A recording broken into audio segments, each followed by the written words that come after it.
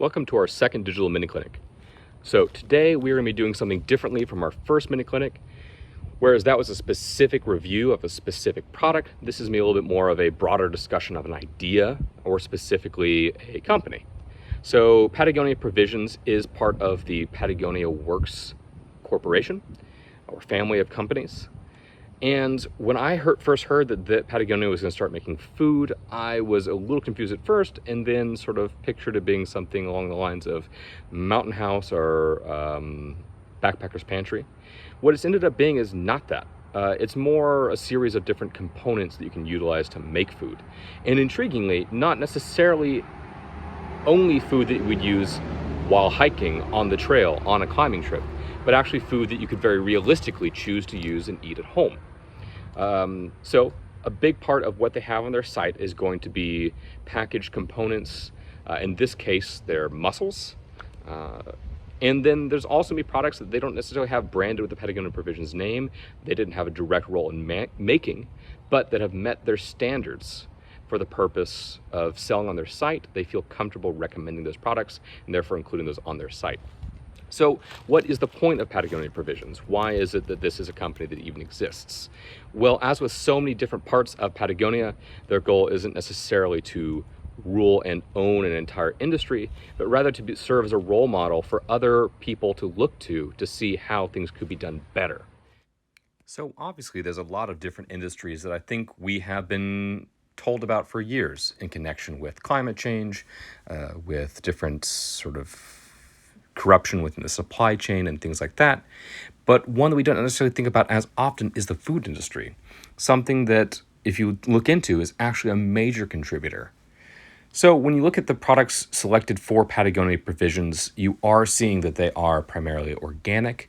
They are almost always going to be fair trade certified, and they are going to be products which offer a very, very low carbon footprint, or in some cases a negative carbon footprint, or do some improvement of the natural biodiversity of a region. Many of us will have already seen some of the products in our stores, the dried soups, some of the trail mixes perhaps, very oftentimes the smoked salmon, and I think our stores are seeing more and more of those products going forward. So this is going to be a two-part video.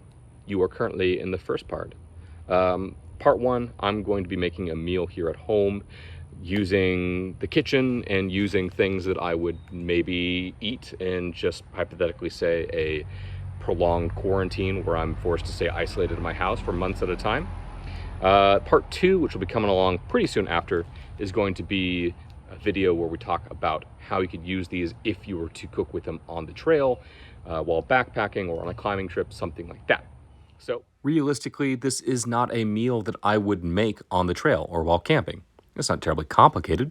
What you're going to do is you're going to heat up some olive oil. You're going to dice up some garlic, put it in there, let it brown, put in half an onion. You're going to add some salt, some pepper, some cracked red pepper. You're going to squeeze a lemon in there. Then you're going to add a little bit of butter, a little bit of pesto, and some white wine. Integrate the mussels, stir it, let that reduce. And then you're going to serve it with that delicious organic pasta that I also got from Patagonia Provisions, and I'd recommend a little bit of garlic bread for a little extra flavor. Okay, so if this is a review, what are my thoughts? What is my conclusion? What grade would I give this? Well, the food was really good. The mussels are sourced from the Spanish Mediterranean coast and are clearly a very high quality product. I think that is the thing that sort of makes it an interesting question though. This is a $7 tin of mussels, and a person that was hiking all day would very easily eat all of it in one sitting. So if you are a budget-conscious backpacker or even a relatively budget-conscious human being, it is a somewhat luxury item. Patagonia is not necessarily making any bones about it. Realistically, this is not how most of us will be getting our food anytime in the near future. They're phenomenal products, but there are just not that many people that are willing to go to the expense or to go to the effort to order these very specific curated products from this website. So as a review, what grade would I give this? I'd give the concept an A+. It's certainly a high quality product. The end result was a very delicious meal. And I love the ideas behind it. I think that these are ideas that are core to co-op ideals.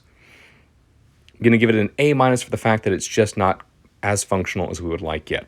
Well, thank you so much for attending this second mini clinic. I'll have part 2 up very soon, and I hope to see you guys there.